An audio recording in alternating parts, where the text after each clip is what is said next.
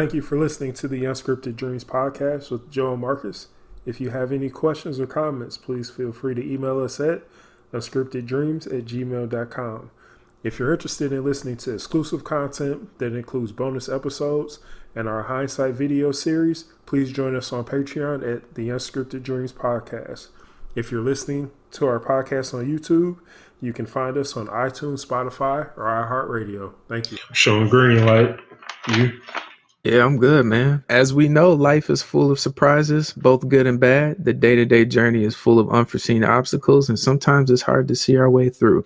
Beyond the norm and mundane are where the unscripted dreams live. Join us for thought-provoking discussions and interviews to help us navigate through the fog and create our own path.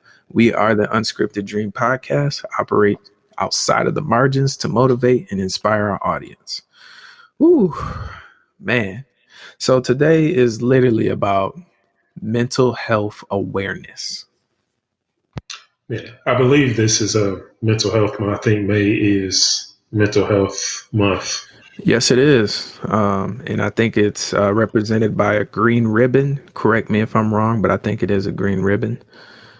Let me do a Kickstarter. So May is the Mental Health Awareness Month and an ideal time to educate people on the conditions that encompass mental health, on like how to seek help if needed and live a mentally healthy life, so to speak. Mental health issues can cause changes in thinking, feelings, behavior, physical activity. But it can be difficult to tell if you or your loved ones are affected by a mental health condition because you're also concerned with your own lifestyle, so to speak, or at least one would assume.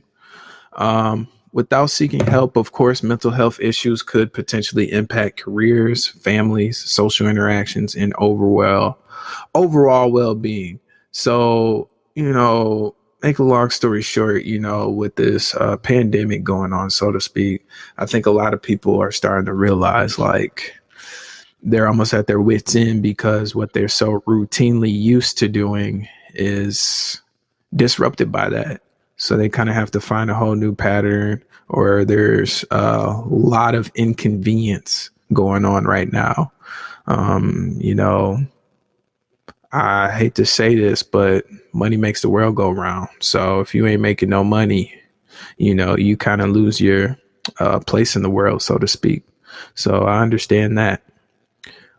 So I'm just going to briefly just mention, some of the symptoms or signs of mental health conditions so people can be mindful of that. And I'll start with people feeling very sad or nervous.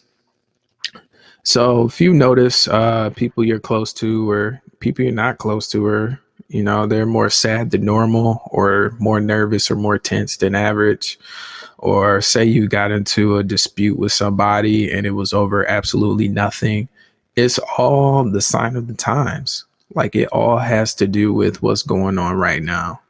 And it's a sense of people being mentally impacted by this situation.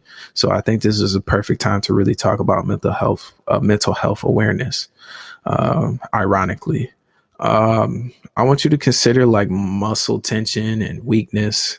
So say somebody's, God forbid, but say somebody's immune system is down more so than often. Like they all of a sudden out of the blue then got sick.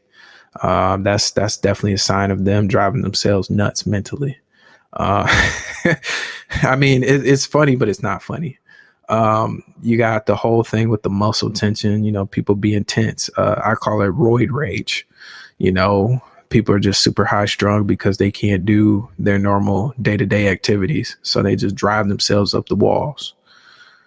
You got people that suffer from headaches because, they're trapped in their mind and they can't go anywhere else, or at least they feel that way. Irritable, anger, short-tempered. Hey, man, I'm a living example of this right now. Right now, I'm definitely my tank is on E right now. So it's hard for me to even deal with things as far as my being irritable and my anger patterns. So it's really hard to manage right now, man. So, I'm not afraid to admit that. You got, decreased energy. So, decreased energy, lack of motivation. And I mean, it's really simple. Like, why would you not lack motivation in a situation like this? Like, there's a lot going on right now. Energy too, man. You're pretty much busting your butt trying to figure out where's your next meal or how to pay bills and do all that kind of stuff. And it takes a lot out you, man.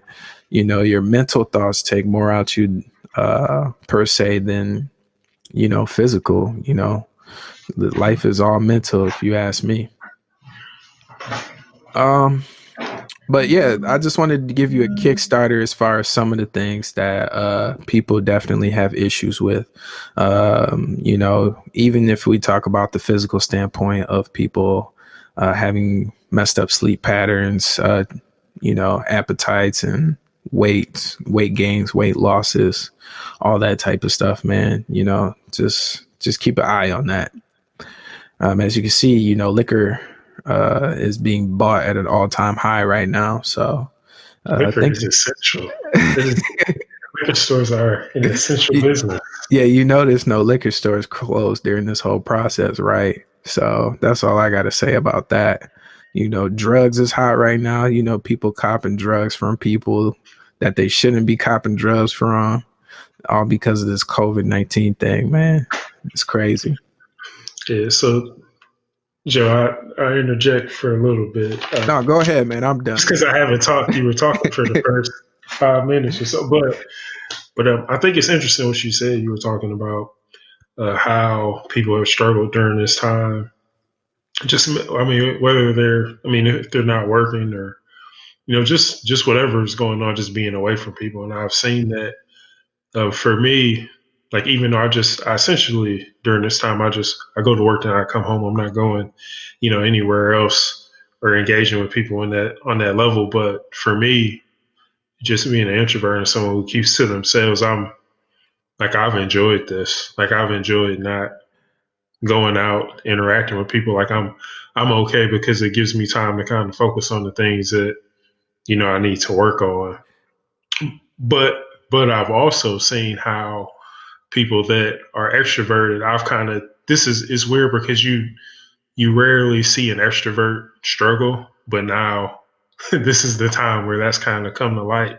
When you're seeing people who are used to interacting with people at a high level, they're not able to do it, and you can kind of see them suffering the effects as far as their mental health is concerned. So that's been interesting to see. Yeah, man, I actually concur with you.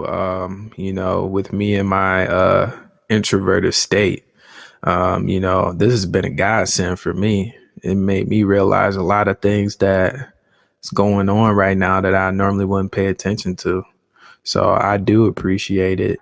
To be honest with you, this has definitely benefited from me, despite the losses of friends and family members that I know of. I lost a few friends already through this, or at least people I used to be cool with when I was younger. And, I lost a family member too. So I also understand the loss from there too. I'm not discounting that, but I'm just saying as far as getting my mind right on the right path of where it should be, this has definitely been a blessing. Yeah. So, Joe, I'm gonna pivot a little bit, just Go a for little it. bit. Go for it.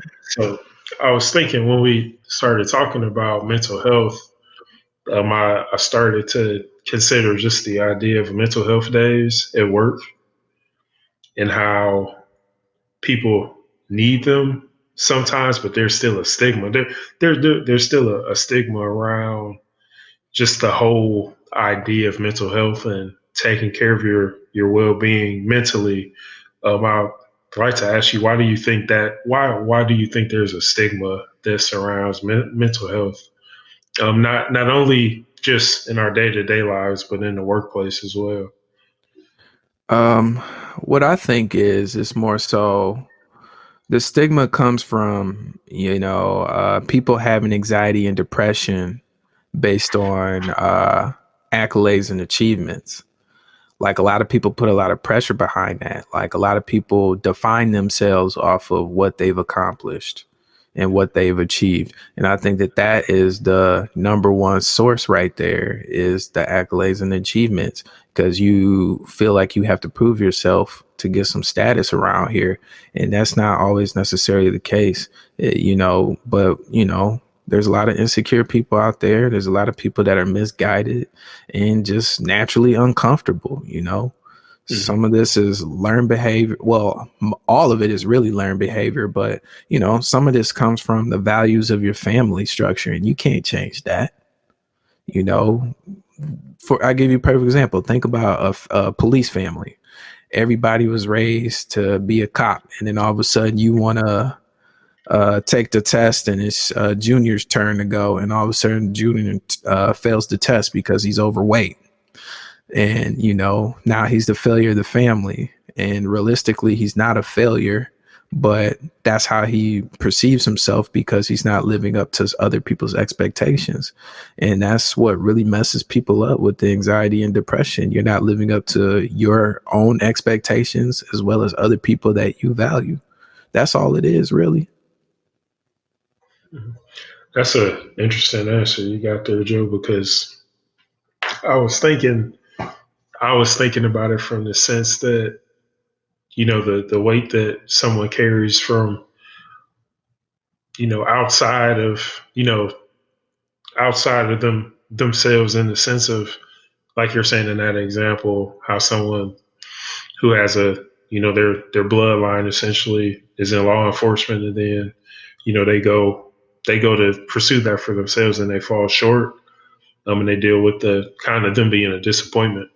But also, just like, what does that person think about, themselves? Like, is what is important to them, is what's important to them what they want, or is it what their family wants?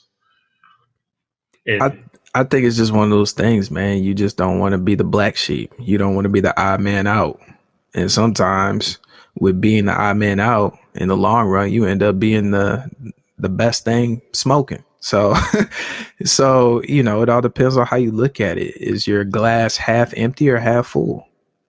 yeah, it's all right to be a late bloomer. Sometimes things don't come to you as easy as it comes to other people, and that's okay, because we're all on our own path, and that's important. I think that's important to, like you're saying with Joe, with the anxiety and depression, and how when you get into the bad. I think it's a bad habit to try to stack your life up against somebody else's, because Yes. you can, what you do when you start to make those comparisons is, you feel like you're falling short, or you're not doing it in the same way that they did it, and you begin to feel like a failure. And that's one of the things where I feel like just social media sometimes can be a detriment to people, because if you're looking, like, so social media is just the highlights. That's all it Yep. is A the highlight highlights, reel. and I wish, like, I was looking at something yesterday,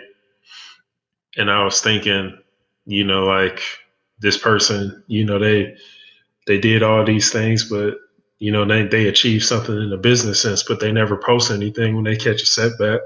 They never post anything when they're fined for something they didn't know, or somebody gets rolled up for something. You never see those things. Right. Why you think I get pissed off when people tell you to invest in their business, or millionaires or billionaires be like, it's easy, be like me. And it's like, bro, all we see is the success and the fortune. We don't see what it took for you to get there. You're not telling these people that you did whatever you did, whether that's dirt or whether you were just naturally gifted to get to that point. And that's what's disheartening to me, because a lot of people get caught up in that. And it's like, man, you got to live your life and focus on you to get to where you want to be. You can't really like sit there and idolize and compare yourself to other people. I don't care if they came from the same background as you. Use it as motivation, as far as like, if they can get somewhere, I can get it too. But also realize, or have some backbone to realize that, you know, a lot of things or a lot of situations didn't happen that were favorable for them to get to where they needed to be. And, that goes back to having faith, but that's another conversation for another day. Yeah, absolutely. So another another question, and Joe, if you have something that you really need to get out there, just let me know, and I'll. I mean, we might end up having to do a couple episodes on this, and that's okay. That's Uh, cool. but another issue, like you mentioned in the first that first example you gave of someone dealing with anxiety and depression because they like failed some law enforcement exam. Why do you think it's important that people like? Why is someone's profession where they need to find rewards and recognition? Why is it that some people can't find that in a different facet of their lives? You know what? I'm going to give you another example and hopefully I'll paint a picture for you. 26, 27 was a very bad year for me age wise. And it's because I've had always, from my genetic makeup, I don't know, in my brain, I always thought that I would have this, that, and the third by the age of 30. Boy, was I wrong. But this is something amongst friends that I would talk about. Like, hey, at 30, I should be married. I should have a house. I should at least have a kid or two. And to be honest with you, I was on the kid thing because my mom had me when she was 25. So I'm like, okay, that's a perfect age to have a kid. And realistically, there's no perfect age to have a kid. Either you have one or you don't. So that's me putting pressure on myself. Nobody else did. And, you really have to break it down. And that's what those years were so hard for me, because it was hard for me to process that. Like, Joe, you didn't build all these limitations on yourself, and you can't control that. Only God has control over where you're going to be. For people that believe in God, whatever you believe in, you know, a higher power, whatever. You can even be atheist. What I'm trying to say is nothing goes as planned as you want it to go. That's how, you have a guideline, but the best thing I can tell you is that list that you have there of things with a deadline on them, they never go how you want them to go. That's why they always tell you to have multiple things on your list, or just don't have a list at all.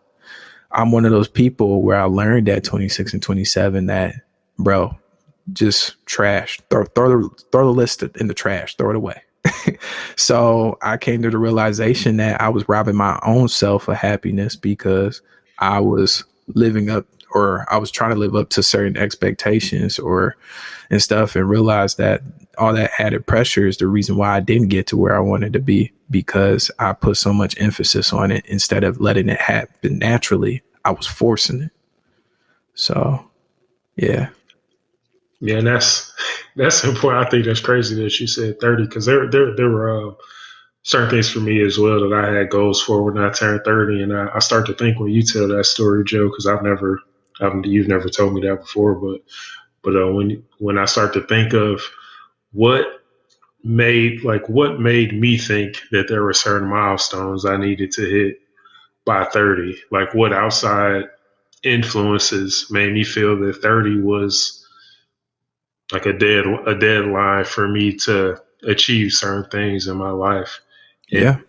you look at certain things, you look at certain things that you think like what kind of things are out there in the media that persuade you to think that there's things that need to be hit by the time you're 30. Like I know Forbes does a top 30 under 30, and there's other thing other media sources and organizations that highlight people for their achievements that they hit under a set age. And I feel like when you see that, sometimes this might not have been the case for you, Joe, but for in some situations, you kind of see that, and then you start, comparing your life against other people's lives, and you don't know exactly what was going on. You don't know what was an accident, what was intentional, and what other factors are going on at the time that led to someone being successful. And sometimes those individuals' success might have been an accident, might have been intentional, but it might have been an accident as well. But you know, but I think that's when it's important to understand that beyond that, beyond that threshold or that goal that you set for yourself, that peak that you set for yourself to reach at a certain age, that you understand that there's people that go on to be successful well into, or they find success late in life, or they achieve their goals later in life. And like Colonel Sanders is a good example for KFC. I think he's always pushing 70 when all that came together for him. But that was his story, and it's unique to him. But that's real. That's inspirational to people who are in their 60s, or maybe even in their 50s, and they kind of get to points where they think that everything is lost, but it's only over when you yourself give up. So it's important to not let your age, when you start stacking that age up and you're thinking like, yeah, man, it's I'm getting old and I haven't achieved certain things. You have to understand that your path isn't going to be the same as those other people you might be comparing yourself to, and that it's important to consider how your story and how you hitting your goals post 30, and not being like not reaching the goals that you hit before 30. Consider the other person that needs to hear that you know they didn't reach their goals at 30 either, because they're falling under the same influences or the same things in society that make people feel like they're a failure if they don't hit certain benchmarks by the time they're 30 years old. So it's important to get out there and share what you thought didn't work, share where you thought you would be, and just understand that you're not by yourself, and that it's okay. Like, it's all right that you didn't get it by the time when you thought you were going to get it, but you shouldn't hit a certain threshold and just give up. Like, just keep going. You'll get it when you're ready for it. You get it when it's your time. And, just don't. It's important not to quit. But That's that's all. that's and that was one of the things I had to learn, man. One of the hard ways. Like, you might have everything, and then all of a sudden it just gets taken away from you, or you might be lined up for success, then out of nowhere, it's just you got robbed, so to speak. It just all fell apart. Like, that happened to me, and yeah, man, my total understanding on life is totally different than most people, man. Just because that happened to me at such an early age. I was lined up for the most promising career ever. And yeah, and now I'm here in front of you in a whole different direction. And now I think this is the most promising thing ever. So, so what I'm trying to say, man, is as long as you don't give up, man, you're going to find happiness in avenues and different angles. You just got to give it time. Absolutely, I agree with you. It's just you have to figure out how you want things to go, and I mean, you're not gonna have it all figured out at you might not have it all figured out at 25, 26, 27, 28. You might be pushing 40 when you figure it out, or pushing 50 when you figure it out. But when you figure it out, that's an achievement for you, and that's a story that other people are going to need to hear, because there's people sitting around. I mean, Joe, I know you see these. I mean, they're kids. To me, they're kids. Like, they're 19, 20, bro, trying to figure out. They trying to figure out what they're gonna do with themselves. And it's looking back when I was 19, 20, and you think about the things that I didn't know versus the things that I know now. Like, you have, God willing, you have plenty of time to figure things out. And if you think it's over at 19, 20, or I don't know, like, you need to really reevaluate things, because you got See, a lot.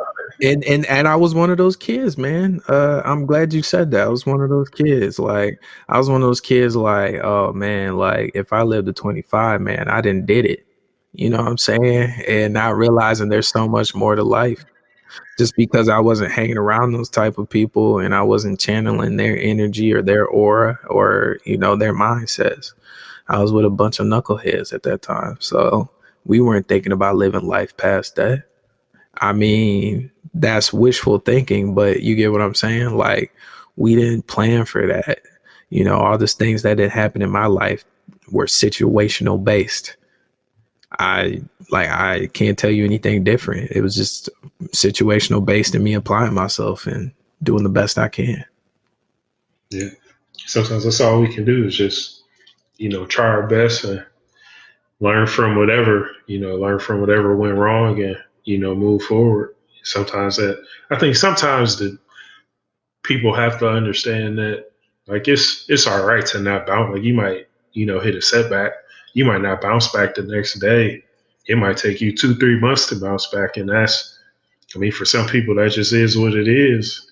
Yeah. But, you don't have to, it's not like a rubber band. You're not going to immediately bounce back. Like sometimes you got to take some of that downtime to, recalibrate yourself. And that's part of the things like you were saying, Joe, as far as mental health is concerned. Like sometimes you need that time, you need that space to just recalibrate, reevaluate, and look at things before you can get back out there and get back at it. And that's why it's important to understand where you are. And even going back to the last episode, we were talking about getting upset and things like that. Understanding where you are on just an anger scale, and understand like if you're waking up and you're irritated, why is that happening? What are you doing to mentally put yourself in a position where you can move forward? And you have to really put the work in to identify those things, because it's not always easy to do. And if you're doing it, but like if you're trying to figure out things by yourself too, and you're not reaching out to other people and getting help, Mm-hmm. like if your personality isn't set up for you to figure out things by yourself. Like for me, I think for you, Joe, as well, like we can kind of just go into ourselves and kind of figure out what's going on. Yep. But for other people, it's not as easy. You might have to like reach out to somebody just to get clarity on the situation. And that's okay. And that's what I struggle with, man. I think from a mental illness or standpoint on me is sometimes I feel like people are capable of doing what I can do. And with age, I realize that people don't have those skill sets, or they just don't have the capacity for that. And I've definitely learned through time, through very bad experiences. And unfortunately, experience is the best teacher. Word. So you know what I'm saying? Like, I didn't been in situations where I felt like people were capable, far more capable of doing what I've done. And that's just not the case, man. That's just you setting expectations that aren't real. Yeah. And that's important. It's just important to understand that goes back to EQ and all those other things that we've talked about in the past. But there's another piece, Joe, and I'm gonna start to wrap up on my end. Okay. There's a whole piece of where I really wanted to get into how mental health, like a mental health day in the workplace, and how all that ties into the on the business end, and how it ties into what we're doing outside of work, and how that contributes to what we do at work, and how does our mental health outside and inside of work play into the whole of us, and how do we deal with it? How does how do employers deal with it? And what really are the employer's responsibilities to your mental health? And it's something that I want to get into, but as we hit time, I'm gonna fall back on that and just let it be something that we get into the next episode, because I think it deserves it really deserves its own Yeah, episode. yeah, most definitely. That's something we should definitely talk about the next episode for sure, because I got a lot to say about that. for the time being. So I can only imagine what's going to be like the next episode. Yeah. So I got a lot to say. I got some questions too, Joe. You might help me figure out some things about my own life, man. So. But I'll say that I see why people go freaking crazy, because you live in one lifestyle on the work, and then when you come home, you live a whole different lifestyle. And if those two don't mesh well, this is the reason why people be on pills for mental health, because you live in two different worlds at one time. And you could say that for a lot of things, but this is where I'm going for the next episode. Like, there's a lot to debunk on that. It's complicated. That's why I skirted around it, because I knew. Like, I just knew. I knew what it was, man. So I just, I played my position. But for for this episode, I hope that, everyone listening was able to take something away from it. I think we dove into just some of the things that may affect us individually, but that's important to know as far as your mental health is concerned, what affects you, and to start the journey to figure out why certain things bother you and what influence kind of played into that, and how you can begin the process of changing those things that are holding you back. But it's a process. Like, you're not going to listen to this episode and feel find some clarity. It's just going to be the gateway for some to start to dig a little bit deeper into finding a place where they can have peace of mind in their life. I agree. I hear you, man. So, Joe, if you're done, if you're done, man, I'll we go ahead and wrap this up, and we'll be back in part two of this. Most definitely. I just want to say one thing, and I'm good, man. So I just want people to get some food for thought. So the way I look at mental illness is pretty much mental illness is something that turns people inwards. So it just turns them against themselves. Like, the way I think about it is it keeps us like trapped by the pain of our own minds. And in the same way, that pain of like a broken leg or a cut thumb will grab your attention, right? And holding it together or whatnot, as if your good leg or your good thumb doesn't exist. So when you realize that you're giving this too much attention, man, you got to cut that off as quick as possible. But yeah, that's just food for thought. Yes, sir. Thank you, sir. And we'll go ahead and wrap this. Take care, be safe. I know some of you all are able to get back out there. I know things are opening up my way, so hope everyone is taking care of themselves, their families are safe, and don't be a dummy. But you hear from us soon, and take care. Be safe. Later.